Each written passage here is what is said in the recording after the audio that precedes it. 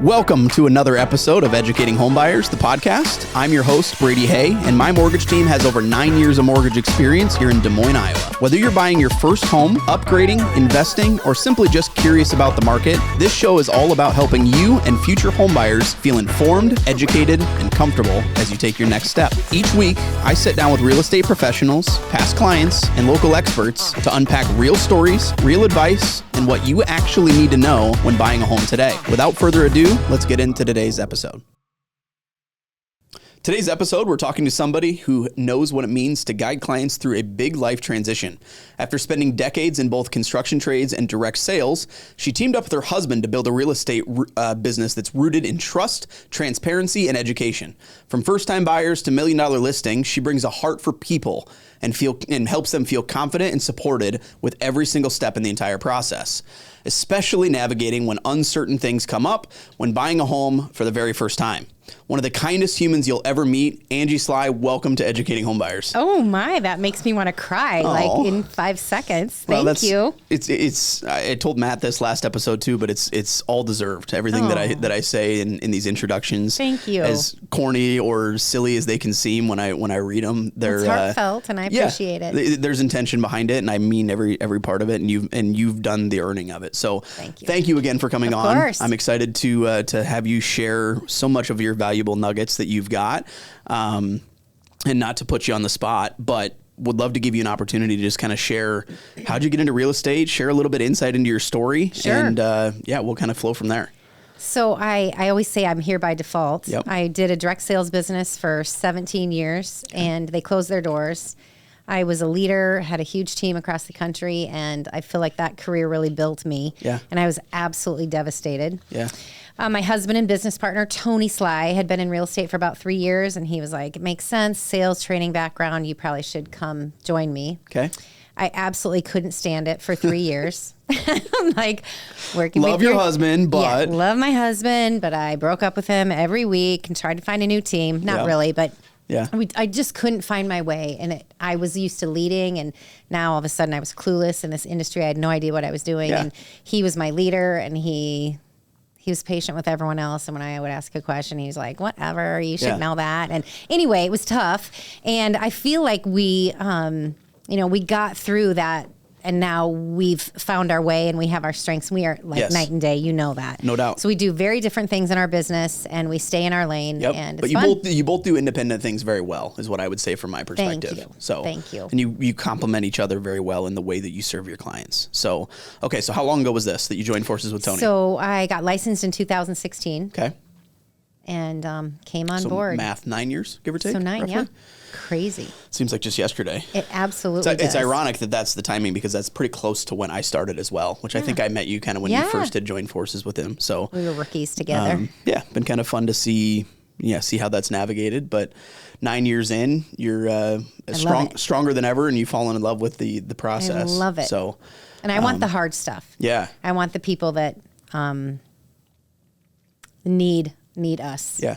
Maybe never thought it was possible, or need someone a hand relocating. To hold, or whatever someone the case relocating. is. And I won't forget our broker calling me and saying, "Hey, I have a referral. It's through this relocation company." Yeah. And it's pretty, what we're giving back to them is pretty steep, and maybe you don't want this. And I'm like, oh, like who better? Yeah. Like this person that's relocating here at age 23 and doesn't know a thing about Iowa. Yep. She absolutely needs us.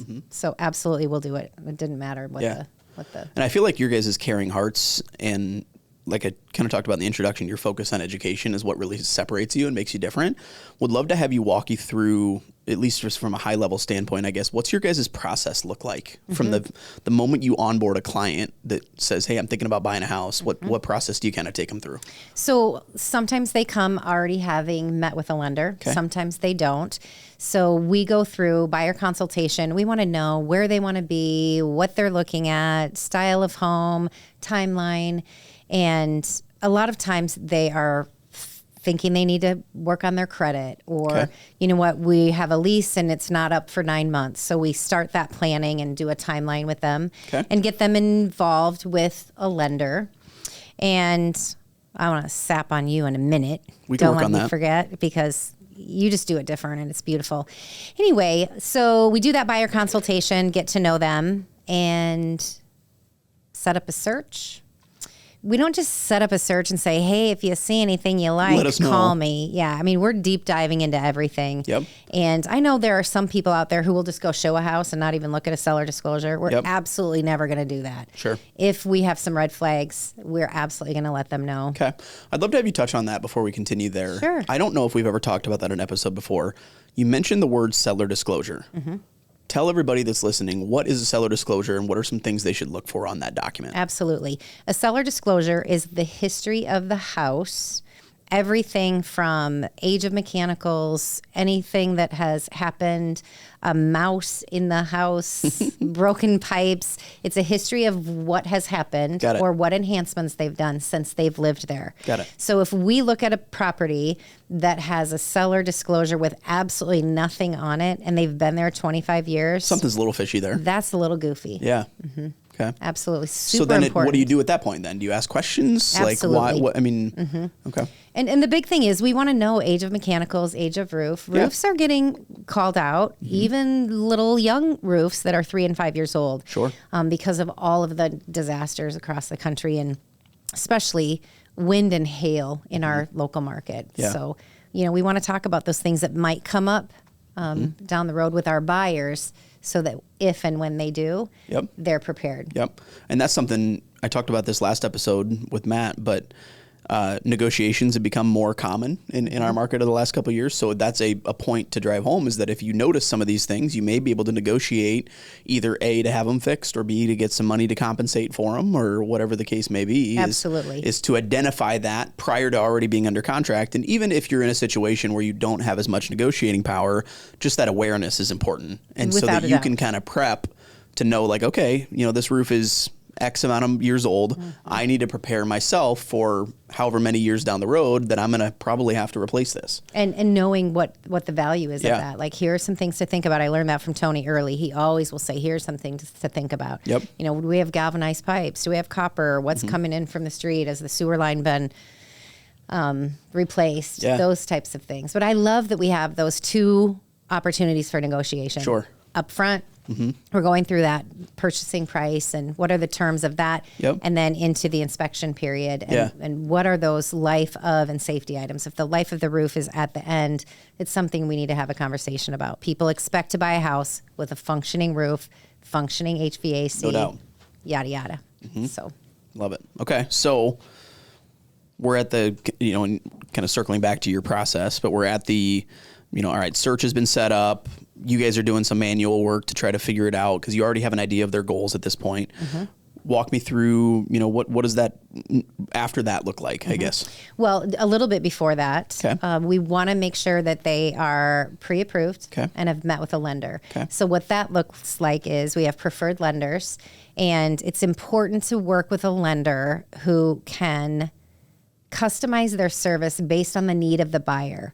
There are so many that are a one-stop shop and they don't get creative. What I love about you is I kind of describe you as like a money man and a lender, because there are creative ways. If they have some debt that's affecting that debt to income ratio, how can we align that in the process? And I'm no lender, but I love your strategy with doing that. And I've seen you do it and it's beautiful. I know people that pick lenders that are going to pay 0.25% more and they don't care because they are absolutely, and rates fluctuate, so that's a whole nother topic for another time. So we want to get them connected with a lender. Got it. And from that point, when we're ready to rally and go actually look, we're really goofy about, until there's a pre-approval, we're not going to go look at properties. Go on your own and go to opens, identify that you're working with us. And you can do all of that, but there is nothing worse than going and looking at $350,000 houses to find out you're qualified for $275,000. Without a doubt. It's just devastating. And I even tell people it's beyond just what your max qualification is. It's more your comfort level, right? And with that's pricing. That's a big point that I drive home is like, what do you want your payment to be?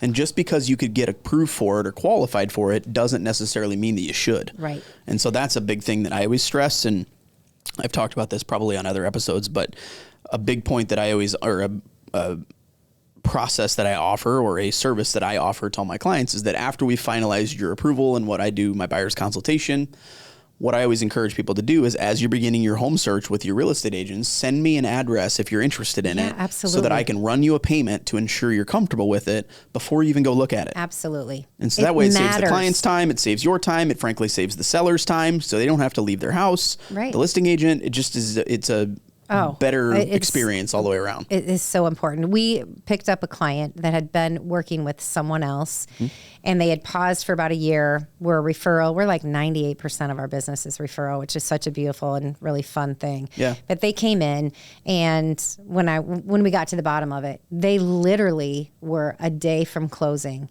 and looking at closing disclosure and what their payment was going to be. Yeah. And their payment was like $400 more than they could afford, that they wanted to afford. Yeah. And they bailed. And I'm like, think of the time and money.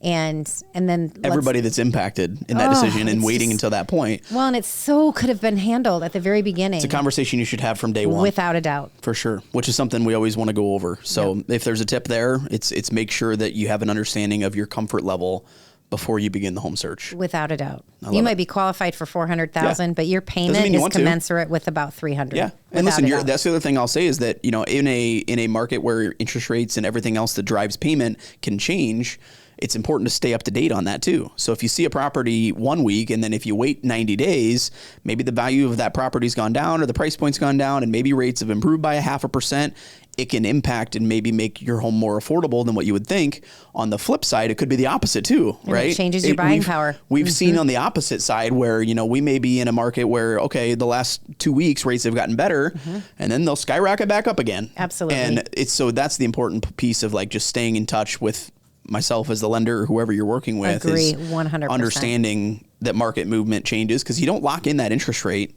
that you're going to pay for the future until you're under contract. So just kind of knowing that there's ebbs and flows at the market. Now, I will say, if you look at grand scheme of things, really the last 2.5 years, rates have stayed fairly consistent. There hasn't been a ton of movement. You may see a 0.5 point fluctuation one way or another from week to week kind of a thing. But if there's anything that we've proven recently is like anytime we see that little bit of an improvement, we get excited and we're like, finally, we're seeing that rate, movement that we were hoping for. For some reason, something ticks back up again. So, exactly. My point is absolutely key. Just stay in touch, right? And I think that's one thing that Angie and Tony both do really, really well is creating a team atmosphere, right? It's the clients, it's the realtors, it's the lenders. All of us are working together to make this entire process smooth, rather than being 3 different entities that are all working separately. Absolutely. We all just create this massive family. And we're not afraid to tell them what they don't want to hear. No doubt. Like, we absolutely are not going to put you in a situation that we wouldn't put our own children in. Without a doubt. And if you have something to work on with your credit, we have resources for that. But we just got to talk about it first, right? Absolutely be open about it and have a conversation and get it out there. And that's the other thing too, is that just because you may think your credit score is lower than where it needs to be doesn't mean it actually is. There's a lot of people we've talked to that we've gotten approved that they never thought they would, And on the flip side, if there are things that need addressed, we've gotten pretty good at advising on what steps to take to improve that score too,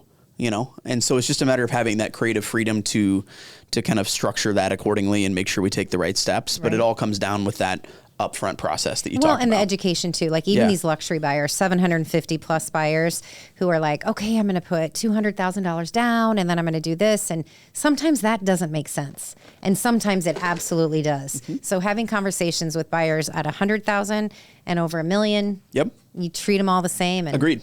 Yeah, I mean, I've had many high-level clients where, they were going to put 50% down on their property that they bought, and after having a conversation with me, they realized that extra 30% between 20 and 50% didn't change their payment enough in their mind to make a big of enough difference.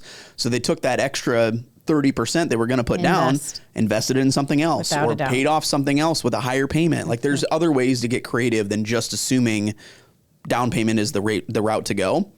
Another big one that I've introduced a lot recently is those 2-1 buy downs. You clued me in on that. That's how much so of an fun. impact that is on the monthly payment. If it's I'm just going to use this number because it's fresh in my mind, but if it's a $700,000 house, a 2-1 buy down costs roughly just under $14,000. This might be the one you did for us. I don't remember. Regardless, it's fresh in my mind. Yeah, in mine too. Price is $700,000. it's like $13,800 is the cost of a 2-1 buy down. Seller pays it, buyer benefits from it. That $15,000 price reduction, if you were to reduce the price from $700 to $685, really only changes the payment by like $100. So my point is that like that monthly payment difference in the 2-1 and the interest rate plays a way bigger role than just a price reduction. So absolutely creative options that, So ask Brady about a 2-1 and what on earth that means. I'd love to help. Showing the numbers is really impressive. Yeah, it's really eye-opening, and it can help move the needle for both parties, right? A seller who, is really motivated to sell a property, they'd so much rather give a buyer a 2-1 buy down rather than drop their price, by makes sense. $50,000 instead of $15,000, like if that's really what moves the needle. Now, another point, and I've probably talked about this before, but another point I always drive home, anytime I'm having a conversation with somebody who's going to take advantage of that 2-1 buy down, you have to be comfortable with the monthly payment after that timeline is up. Mm-hmm. Because if you're not, we can't promise that we can refinance. Mm-hmm. Now, that's kind of the expectation, right? Mm-hmm. We always hope that, right. if we're at 6.75, we hope that by the time that 2-year period is up, there is an opportunity for that rate to be lower and we can get you refied into a lower payment and lower rate. But I can't promise that that's going to happen because I can't control it. Absolutely. So that's a disclaimer I always put out there. And I feel like, frankly, there's a lot of lenders that probably don't talk about it that way and don't educate the client that they're getting them into it. And they're probably promising them on that lower payment. And the last thing I want to do is that have 2 years down the road, you have this payment shock and now you want to sell your house and you're not comfortable with it. You can't afford it. Yeah. Mm-hmm. So that's a really, really important part. But I think that's like, I probably told you this off camera too, but that's one of my favorite parts about working with the Sly team is just like the family culture that you guys create. It really feels like a family you create with every client that you represent. And you take the approach of like just actually caring about the people, right? Mm-hmm. I think it's very, very apparent that you care about the people you represent. And you always have their best interest in mind. Our girls are 23 and 25. Yeah. And kind of our test is, would we feel comfortable having the Sly girls live here? And it's fun because as we get through the process with the home buyer, we'll get into a house and they love it and it checks out and we think it's solid and there's a couple things we need clarification on, and it's so fun to have them then say to us, would you let Kylie or Evie live here? Yeah. Is this safe enough? Would this be good for Kylie and Evie? They know that's the way you would look at it. Because we're going to treat them like family. Mm-hmm. Yeah, and Tony had made somebody cry. Well, you don't make people cry. They are in charge of their own emotions. But this woman that he worked with just was sobbing because she loved this house. And he's like, there is a gaping hole in the foundation. I can see the dirt and the sky from here. This absolutely is not a good opportunity. And a week later, they found the house. And she cried again because she was so happy. And she's like, thank you for telling me to run. Mm-hmm. So, which just all comes down to having proper representation there. Like if that person that was looking to buy that house didn't have somebody in their corner to point out things that could come up and cost them a buttload of money down the road, they would have been screwed and they would have been in that house and they would have had to pay to fix that. And that's just a testament to you guys for looking out for the right things to make sure that they're represented. And it's just all the more reason to work with a trusted real estate professional who does it the right way and looks out for their people. Absolutely agree. So what else? What other examples have your clients been seeing recently? Is there anything that you've really noticed, either a client win or, maybe something that a client has learned that would be beneficial for somebody to hear, I guess? Not to put you on the spot. Yeah. Well, one, the Christmas miracle story that I can't get out of my mind. Yeah. It was 2 years ago, but I have to share it. It's so great. In a nutshell, we had a buyer, first-time home buyer, was in a price range and a location that we were looking for a unicorn. Okay. And we found one, and it went under contract immediately. And Danielle Burnite was the listing agent. She's hilarious. You should have her on. And so I called Subtle and plug said, for Danielle if you're listening to this. Yeah. Hit me up. We love you. We love you. So in a nutshell, they were under contract, and our client kept calling and saying, "Are you sure we can't buy that?" And he is from a different culture. And I'm like, oh, I wish that it was just that easy, but I'll call Danielle and see. And literally over the next 45 days, every other week I'd call her, and she got to be that she would answer and go, Sly, we're through inspection. It's solid. They just put in the new sewer. Sly. Quit calling me. Don't call me. We are solid. We are solid.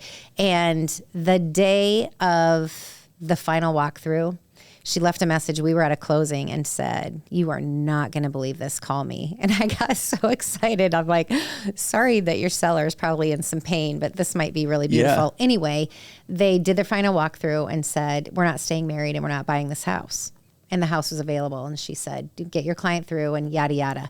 And the most beautiful thing was he qualified for so many programs. And this is where I want to say, if you don't have a lender that knows first-time home buyer programs and programs for the African-American population, special grants that are available through NFC, like, this was just the most beautiful thing. In a nutshell, $37,500 in grant programs, 25,000 of them he doesn't have to pay back. So cool. It was like the Christmas miracle. Yeah. And we all cried at the closing table and thanked God. It was just so, it's just fun. But so the lesson there is what? The lesson there is what? I mean, there's two really, I would say. One is a lender who knows programs, but what's the other thing that I think that, and I know it, but I want to hear it from you. What's the other lesson that you would say that you should have home buyers that are listening to this hear out of that? I think that you want a realtor who's going to go the extra mile. You know, if you see a house that you love and it's not for sale, I'm going to go knock on the door. I'll knock the whole neighborhood. I'll knock the street that you want. And I don't know why. I just had this inkling or something. And something wasn't going to work out. Maybe it just got kind of fun because I'd call Danielle and she's like, "Stop calling me." But it probably helps that you're friends, right? And then, like it'd be different if you weren't. But she's lovely. Yeah. Anyway, I think you need to work with someone who has your back. No doubt. And you do. I mean, that's, like I said, that's the brand you guys have built. And we know our value too, with this whole NAR, lawsuit and, people freaking out about exclusive buyer agency and like, what do we say? And I'm like, we have used exclusive buyer agency from day one in our practice for 11 years since Tony started. And we know the value that we bring to the client. So we absolutely can talk about that all day long. Yeah. And we're not the right fit for absolutely everybody. And if we're not, it's okay. Yep.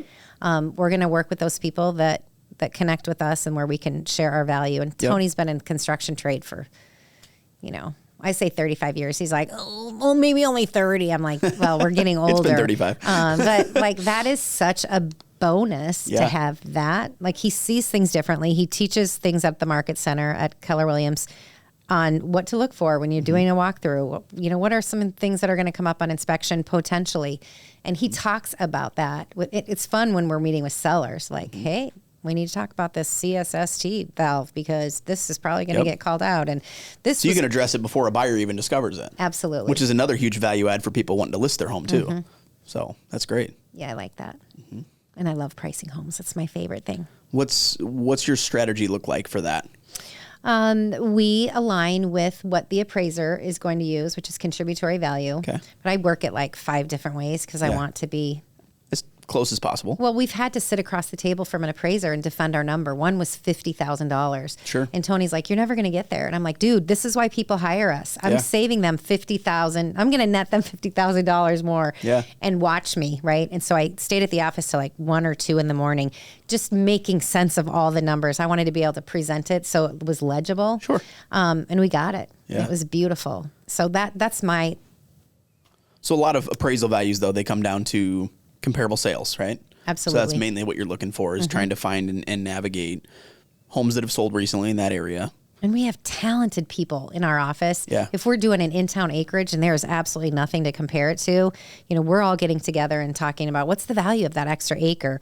Well, it's completely different if you're buying an acre in town to build on. Sure. Compared to an acre and a half in town that already has a property on it. It's a whole different thing. And, no doubt. And just having those connections with the appraisers that welcome our phone calls when we're tripped up. They're using that value for the lending institution. We want to use that same so we don't get tripped up. And I would say you always approach it with kindness too, right? You're not going to call and oh no. And I've only called twice. Yeah. I've only called twice, but we're helpful. They'll call and say, "Hey, this one was a 24-hour sale. There's not a lot of pictures. Can you tell me about the inside? I'd like to use this as a comparable for one that I'm doing an appraisal." It's not like they want the appraisal to come in low. Yeah, absolutely. So absolutely. Very good. Yeah, that's fun. Good. What else? If I were to give you the floor, is there anything else that you would feel inclined to share, I guess. And if not, that's totally fine. We have the ability to wrap it up. But no, I think my motto when I lost when the company that I worked for closed their doors, I was devastated because it was so fun. Yeah. And I think Tony was a little bit concerned about me having fun because it's a pretty serious investment. And I'm like, Tony, if it's not fun and meaningful, I am absolutely not doing it. I'm not doing it. So those are my two guidelines. So I think we bring a lot of fun to the process. And obviously it's super meaningful as well. We have like a beater old truck that we let people use. People 5 years after they've purchased a house will call and say, I'm going to Homemakers to get a sofa. Can we use your truck? Like the keys are in the mailbox. Come to get the trucks. We do some stuff like that. We do 5 client events annually. Okay. And they're all like, love up your clients and say thank you. We are a huge referral business. So I love that. And we want to make sure that they know that we really appreciate them. And then there's the giving piece of that too. Our Santa party benefit every December has just like, it started in our house when our kids were tiny, and last year was our 25th year. It's a big public thing. Royal Flooring so graciously gives us their space. Yeah. It's crafts for the kids. And we always pick a nonprofit and people donate, and it's a good family night of fun and giving for those that are able. You know, we say, if you're not able, come for the family fun anyway. Nobody knows who's donating and who's not. And it's so fun to be that connected with community. We love that. Yeah. But that's what an organic and natural way to build a business, right? All because you just care. Right. And you want to help people, and you want to connect with more people. You want to give back, and you want it to be a smooth experience for everybody. Without a doubt. That's my perspective of your team. Without a doubt. So literally that started with, 100 people in our house, and we were going, we have this many people in our house having fun. Yeah. Why don't we turn this into like giving to people in need? And so like 3 or 4 years into it, we flipped that, and oh my gosh, it's been. Yeah. Very cool. Yeah. I love it. Well, this has been fantastic. Thank you again for being a resource. Thanks for being a valued, real estate agent in our market, making an impact on my clients. You've worked firsthand with some of my clients as well, and I'm just thankful for your guys' constant support and, just pouring into this market and being a value add.